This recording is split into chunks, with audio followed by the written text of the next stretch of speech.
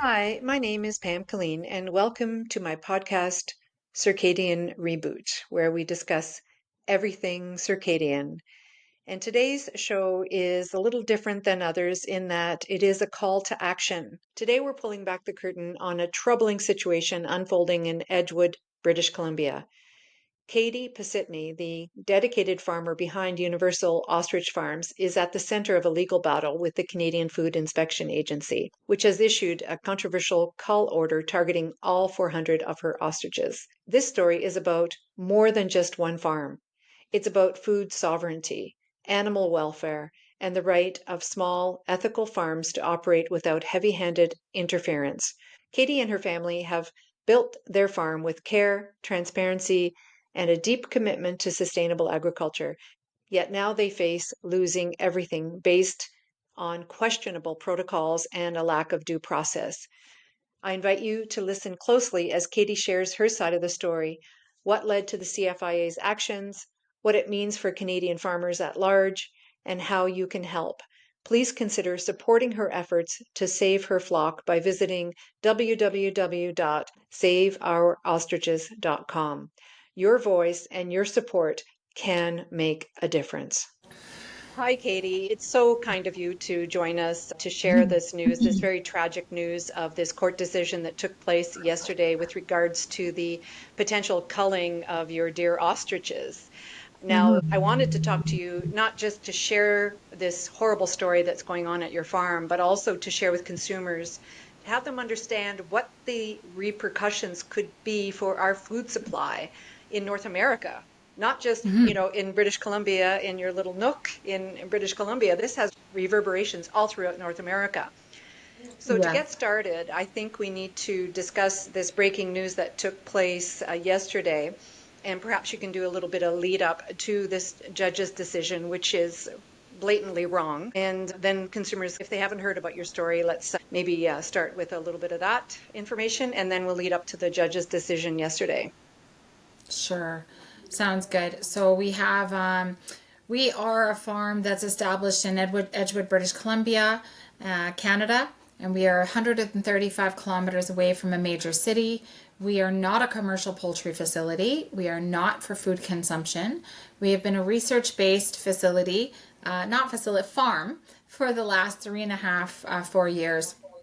And it has been a specialty of ours that when COVID-19 happened and the processing plants and everything were being shut down, we fell in love with Dr. Tsukamoto's work from Japan because he has been working with antibodies in ostrich for years and holds 36 plus worldwide patents for just working with antibodies with the ostrich. After some time and creating a relationship with him, we developed antibody structure and started to want to bring that into Canada and create nutraceuticals, so options for animal and human health. We are a herd of just about 400 now. So I guess we could go into just a bit of our story here, what's led up to this position. In late December, we started to have symptomatic animals. We were having deaths, but these symptoms presented themselves we had the same symptoms in 2020. And in 2020, we contacted our vet, which is our protocol. When you have something you're not sure of, they came out and they did a gold standard sample test, which is tissue sample. That tissue sample came back positive for Pseudomonas bacteria in 2020. So in 2020, we were shocked. We were like, well, how could you get that? The vet said could be even off just a tourist's hand. We'd lost 10 ostriches back then. We were a herd of 300. And they stabilized and moved on. But this December, it's like they all had a bad cold, right? They all had a bad cold. Yeah. And then here we are in December, and we noticed kind of the same symptoms. It alarmed us, but we kind of knew what we were dealing with on the farm, so we called our vet. Because of the time frame in the holidays, he was not available. We were waiting for his call back.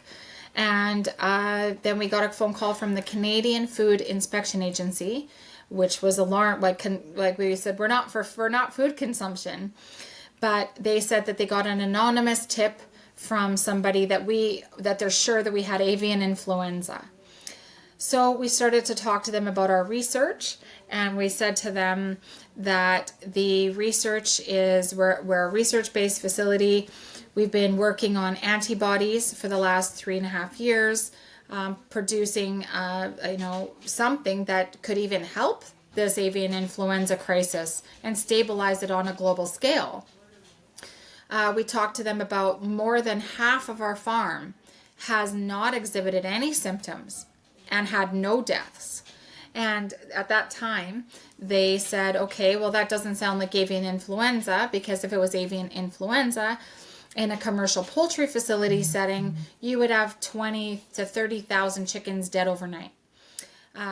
So now that we learned, going later on into our legal battles, and we have tested our prior egg yolk of the animals that were on our farm prior 2020, that egg yolk, because it wasn't stored on site, our research, a doctor out of Vancouver, British Columbia, was able to show that we have antibodies in that egg yolk already for H5N1. So those animals back then were exposed to the avian influenza and got herd immunity. And they're the survivors on our farm that did very well, no symptoms and no deaths. So we brought up to them that it's our ostriches that have been here on the farm from 2020 after that were the symptomatic ones. And so they just said, well, can we test a couple of your ostriches? But we would like a couple deceased dead animals to do the tests on. They ran the very controversial test of the PCR test.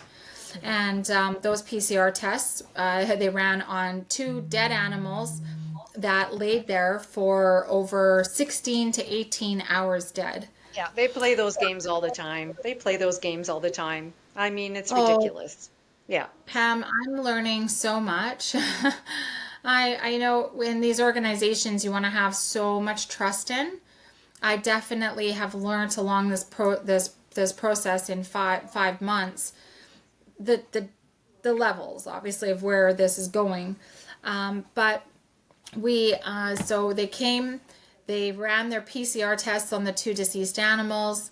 They at that same time we said, can we please test the healthy side of our farm to show, and they said, nope, sorry, that's not possible. So Can no we test controls. any? Yeah, yeah, yeah. Can we test any of the animals that were sick but got better? Nope, that's not possible. So they left, and that next day we got a call back that we tested positive for H5N1 and that our farm was set to be culled. All of our animals were going to be culled. So then we went, fighting for everything, showing them, telling them our science, and that we are a research facility. And what do we do? We're producing antibodies. We have a great opportunity here to stabilize not just this crisis, but we have other antibodies like from COVID-19. And they tried to show like they were extremely interested. And they asked us, they said, okay, well, January 2nd, let's have a phone call with all top officials and the vets and Canadian Food Inspection Agency. At that point, they wanted us to disclose our business plan, our research papers, any data, everything we have. We did that over a 5.5-hour meeting, and they asked us everything. So we gave it to them. At about the 5-hour mark, we said, are you just probing us for information, or are you do you want to work with us and save our animals, or have you already decided to kill them? Well, we found out through our legal battle that on December 31st, 41 minutes after our initial, our testing, they signed our cull order already. So they already they played this up, that they wanted all of our information. Then January 2nd, that same day, we got a letter saying that we qualified for special rare genetics. After that, they sent us a Unit 1 exemption package. This exemption package was solely based on a commercial poultry facility, and it pertained to, and listed in it is ducks, geese, turkeys, and chickens. So we went back to them and said, this is misleading. This is not the accurate exemption package. We don't know what to do. Like, how do we fill this out properly? And they said, no, just fill it out, our caseworker. Even if you have to answer no to these questions, just fill it out or you don't qualify. So we just took a big gulp, like when we said, okay. We started filling out the paperwork, and we had to answer no to so many questions because we were not a commercial poultry facility. Mm-hmm. So what do you think happens on January 10th? We get a letter saying you don't qualify for this exemption package, and you are set to be culled.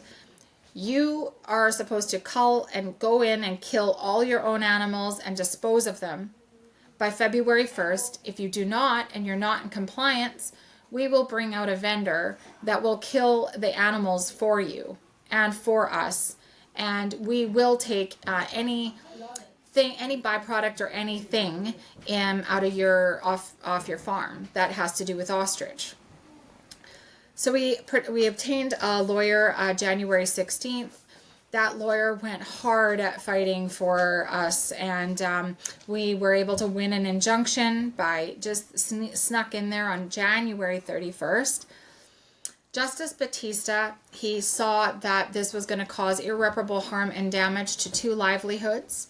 He saw that they didn't use their full policy adequately, that we weren't offered all the options. They jumped right to the stamping out policy, and went in our favor that we should be offered an injunction, a state order to protect our animals, and a judicial review. That judicial review happened April 15th and 16th. That was in Vancouver, British Columbia, in the federal courts. We had just Judge Zinn. They flew in a judge from Ottawa to hear our judicial review. And so we were in there. The Canadian Food Inspection Agency had 5 lawyers. We had 2. They fought. They had 75% of the time. They ate up our time. They really just, again, was about trading partner policies. It was about how, we need to protect our trading partner policies. Even though our farm here in Edgewood, British Columbia, we are in our own zone in Canada, and we are not affecting any other commercial poultry facilities or trading. The world is still trading. We're fine with the ostriches alive. And through this time frame of waiting for that judicial review, we had multiple visits, about 3 visits from the Canadian Food Inspection Agency. At none of those times did they retest our animals that had recovered. At none of those times did they do water samples or soil samples.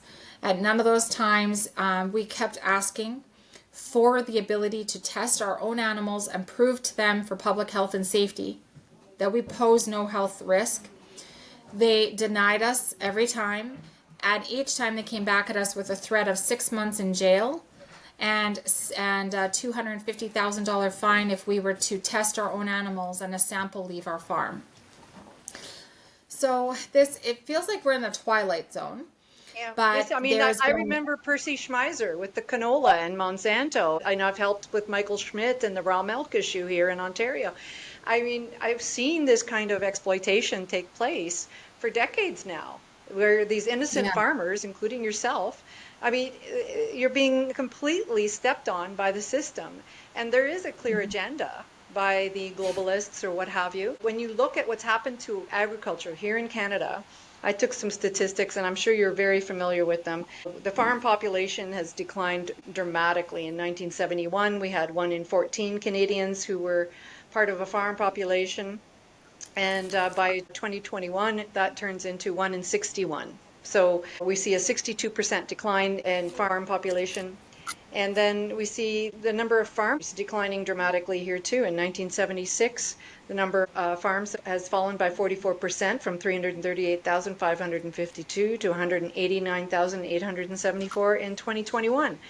So with this trend that's going on right now, what's going to happen to our food supply is my rhetorical question here. I mean, people listening to this need to understand the repercussions of what is happening to farmers like yourself, or what happened with Percy Schmeiser and the canola, and with what's going on here with the raw milk issue. And it's not just Michael Schmidt, it's other farmers as well. So we need to support you guys as much as we possibly can in order so that we keep continuing to produce our own food. Otherwise, all of our food is going to be coming from overseas. And I don't want that. Who wants that? Nobody wants that. I keep bringing up to people, there's some simple information that can really make people think, and that is, as long as we have migratory birds, nowhere in the world is going to be avian influenza free. So the threat of a pandemic, the threatening of our farmers and our food stability is absolutely wrong. We need to find the middle ground. We need to find how we stabilize the crisis. We've given them an option of research to try to do so.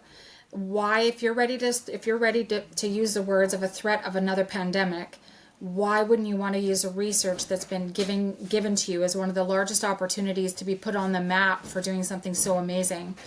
Our farm here, we hold, there's a big challenge, and I keep saying this, but I want people to understand, we're trying to use this big challenge to create one of the largest opportunities.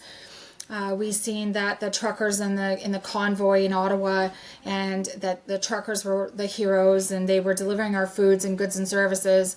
Our frontline workers were our heroes. They are still our heroes. But then they were villainized through COVID-19.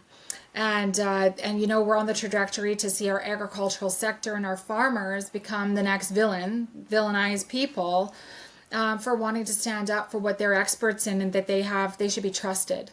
I want to stop that before it comes, and I think that we just need to take a stand that our heroes need to stay our heroes. And these organizations that have way too much power and no accountability need to be held accountable. We need to make a global stand, and we need to take a global change. Stamping out is not just stamping out the virus. It sounds beautiful if you're a big, strong entity. Stamping out sounds pretty powerful. But the truth of the matter, the fact of that is you're stamping out natural immunity, and I'm sure, Pam, you probably know all about that. Natural immunity, herd immunity, the loss of the diversity in our genetics. And where we're going is on the trajectory of eating lab-grown meat, because they're going to threaten that all outdoor animals pose a risk, which has been said in our case management conferences, that they're exposed to migratory birds. Well, we've offered the wildlife a solution, just as well as the commercial poultry facilities, to fog barns to give these chickens antibodies. Number 1, 2, with Joel Salatin, the lunatic farmer, you don't kill the survivors.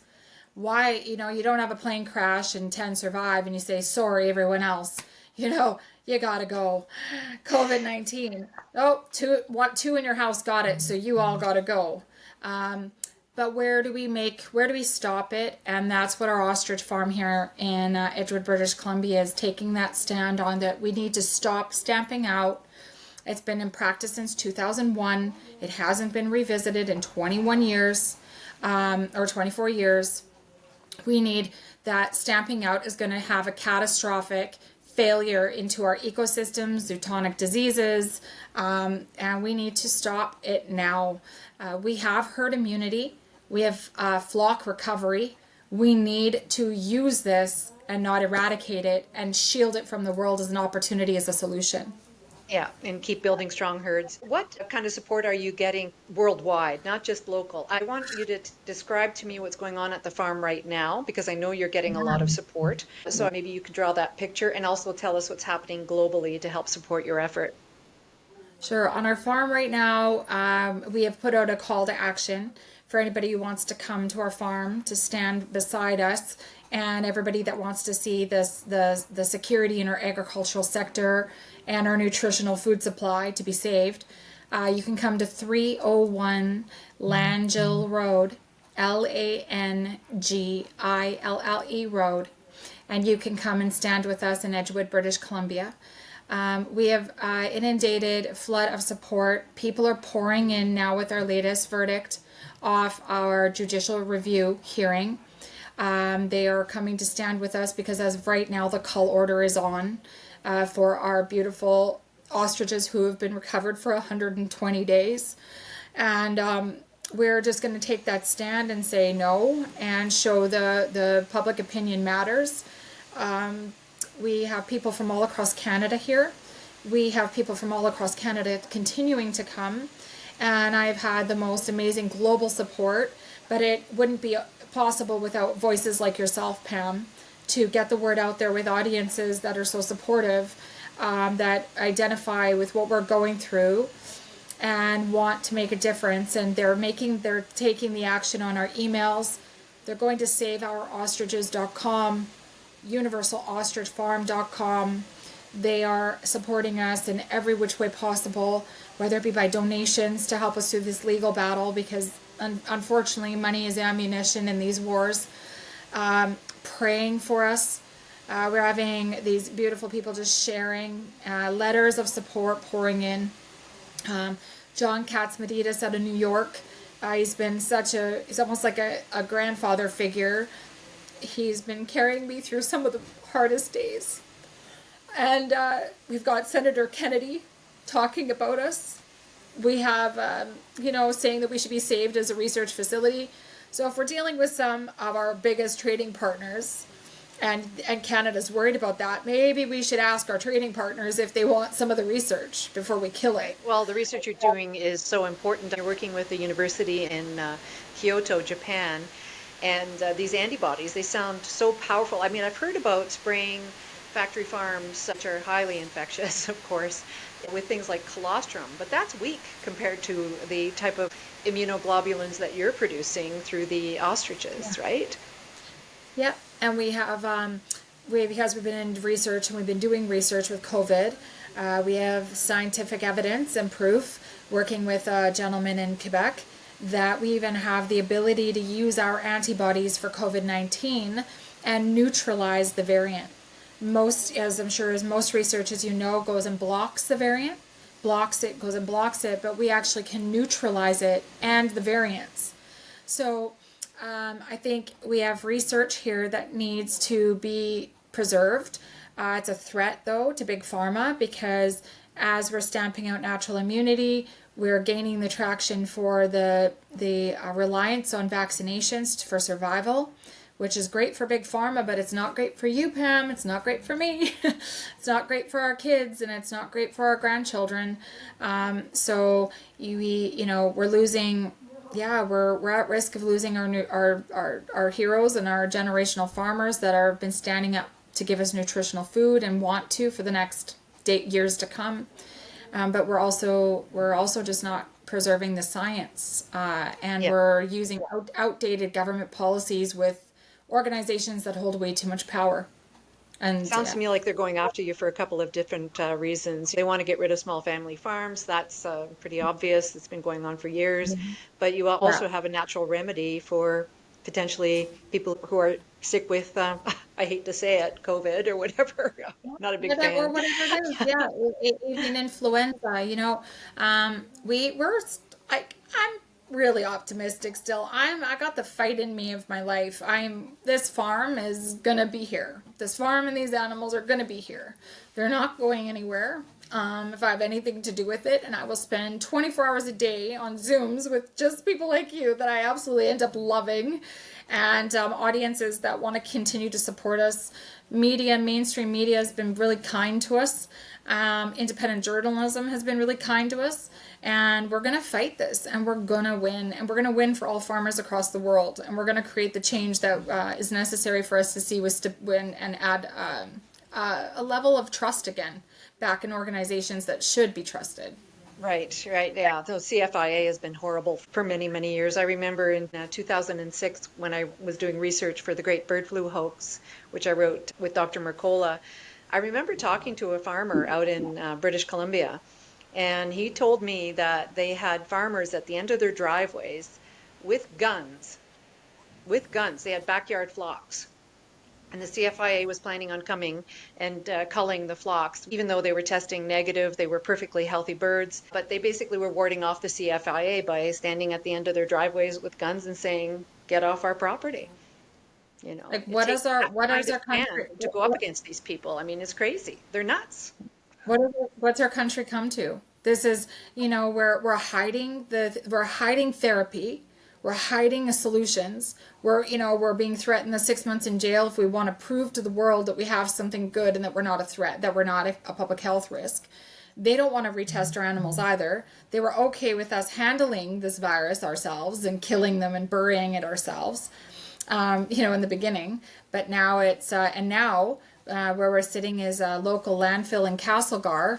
Udachinia landfill has been given a contract to dispose of all of our 46 tons of healthy animal waste that would go there and be buried in our landfill.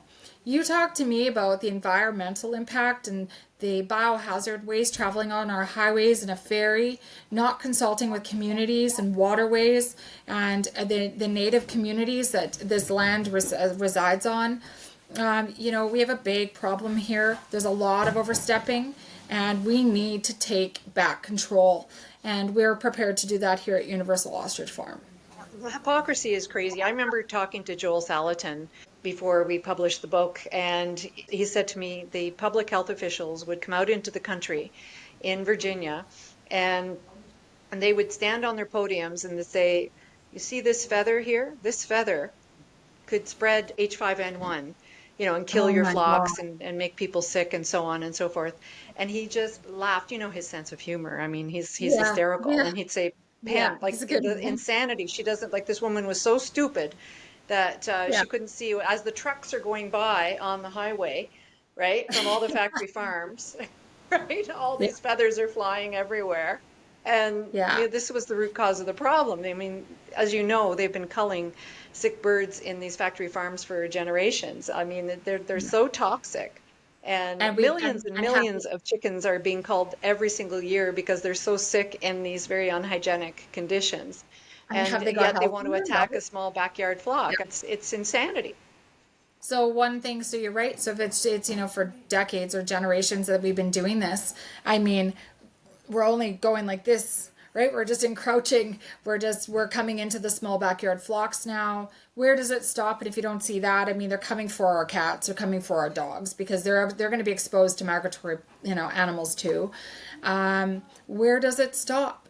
And that's where Universal Ostrich Farm says it stops here. So we're Good. taking that global stance and we're creating a movement that all farmers need to see what we're standing for. They need to come together with us. And we're trying to protect your industry. We're trying to stabilize the supply management chains. I know that there's lobbyists, there's so much different things that are The involved, screen froze. but The I screen think we can froze. all I win don't know here if you if we can see work me. Are you together. still there? And we have the opportunity to bring great economic Oh, value shoot. back to Canada with the opportunities that we have here as well, and job creation and everything with our extraction facilities and acknowledgement over our nutraceutical program. We're trying to establish a United or a Canadian Farmers Association. We want to restore faith in the farmers that there's going to be a place that they can land and it feels safe. And that's just where we're at right now is we're going to just try and fight this dispute of the verdict which we received that we were denied our disputes on all levels were kind of thrown out and where the call is back on. So we're calling on people to come support us and we're supporting you. And we're just going to see where this goes, but we're not giving up a good fight. That's for sure. This is worth fighting for, as you know, Pam. Oh, most definitely. Most definitely. Now, what other kind of legal defense do you have? Are you collaborating with other lawyers on this? Are lawyers coming to you and saying that they are willing to help? I mean, this is about their children as well. I mean, we have to work together on this. Yeah, we are. We have a lawyer right now. He's been fantastic, but the truth of the matter, that fact is too, he brings up how are we funding this? I don't have those answers. I mean, I'm crowdfunding. I'm doing the best I can. But yeah, we're getting contacted by other lawyers. people who want to assist and help. We actually have one gentleman right now just really working hard behind the scenes. So I just, again, you just kind of believe that opportunities come and the universe is a beautiful thing and it brings some of the best people together in the hardest situations. And I have faith that we'll be brought the best people. That's why we're still here. Each person has played a pivotal role into our success of being here still. So, do you have any road in with the CFIA to try to reason with them, to try and rationalize with them on this, or are they just point blank, we're going to go after your ostriches? Point blank, they're coming after the ostriches, and they have been since day one. They came down our road with I think, in my opinion, they came down our road with a positive test already. They don't want us here. They don't want our research here. They don't want any of that opportunity to be part of the solution because a pandemic is way more profitable. Where are they getting their marching orders from, do you think? Canadian Food Inspection Agency answers to the Minister of Health, the Federal Minister of Health. That was